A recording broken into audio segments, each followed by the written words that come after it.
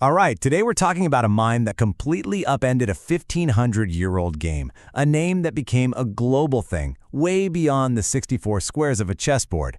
We're diving into the story of the Mozart of chess, Magnus Carlsen. And his story? Well, it all starts with a feeling, an intuition that even his biggest rivals find hard to wrap their heads around. You know, there's probably no higher praise than when it comes from the legend you just dethroned. Viswanathan Anand, a giant of the game himself, he really nails what makes Carlsen so different. He's saying it's not just about being a human calculator. No, it's this deep, almost mystical feel for the game, that natural ability.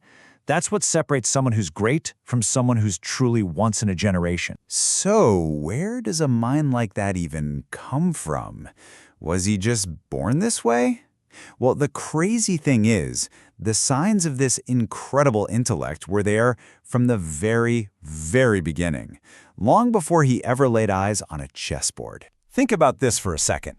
At just 2 years old, while most toddlers are, figuring out how to stack a few blocks, Magnus was already knocking out 50-piece puzzles. Now, that's not just a cute party trick.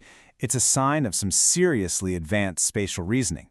His mind was just wired differently, right from the start. And it didn't stop at puzzles. Not even close. By the time he was 5, get this, he had memorized the area, population, flag, and the capital of every single country on Earth.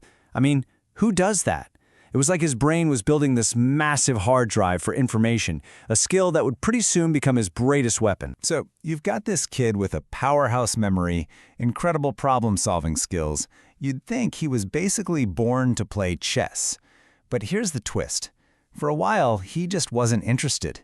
So what was the spark? What finally lit that fire and got him to turn his focus to the board? Well, the answer is surprisingly simple and pretty relatable. Yep, that's it. It all came down to classic sibling rivalry. Forget all the fame and glory. The thing that first fueled the greatest chess mind of our time was the simple, burning desire to beat his big sister. And that pure competitive fire, that's the engine that would drive his entire career. And once that fire was lit, well, his rise wasn't just fast. It was an absolute demolition of every single record that stood in his way. I mean, just look at this timeline. It's meteoric. He becomes a grandmaster at 13. 13.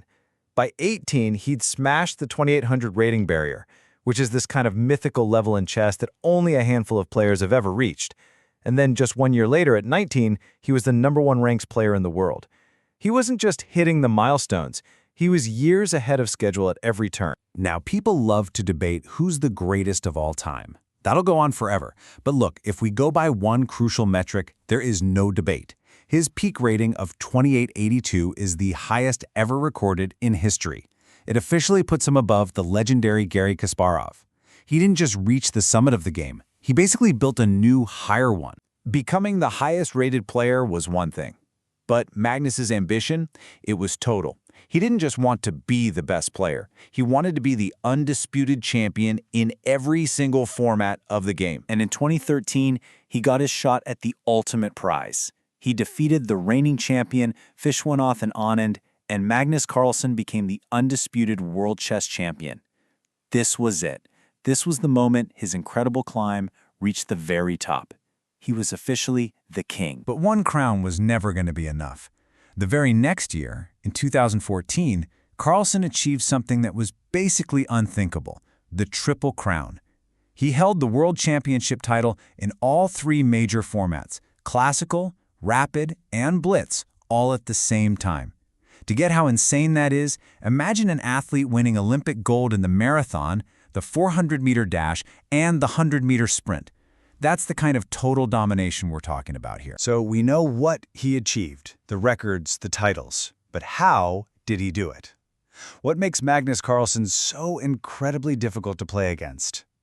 Well, it all comes down to this unique, universal style that makes him a nightmare to prepare for. So much of chess history is about brilliant tactical attackers, right? Players like Kasparov or Tal who are always looking for that knockout punch. Carlsen is different.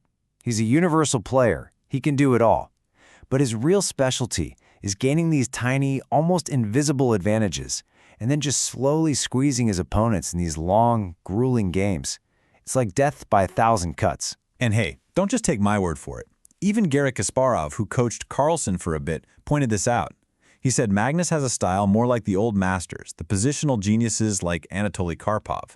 It means he's not trying to blow you off the board in 20 moves. He's perfectly happy to play for 60, 70, 80 moves because he's just so confident that in the end, his deeper understanding of the game will win out. And his kingdom? It's the end game. That's the final stage of the game, when most of the pieces are off the board.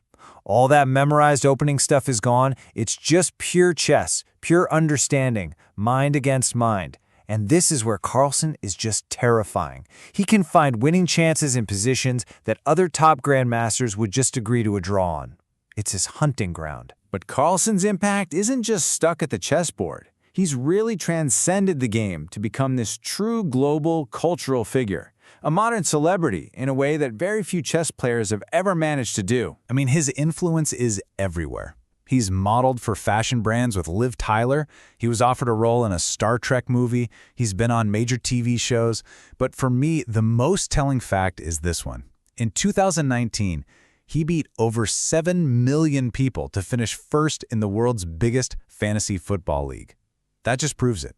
His analytical genius isn't just about chess. It's about seeing patterns and probabilities better than almost anyone else in any field. So, what do you do after you've reached the highest rating in history, held every major title, and become a global icon? For Magnus Carlsen, who's already stepped away from the traditional world championship cycle, the question isn't really about what he's already done. His legacy is secure. The real question is, what comes next? You just get the feeling that his most surprising, most impactful move is still to come.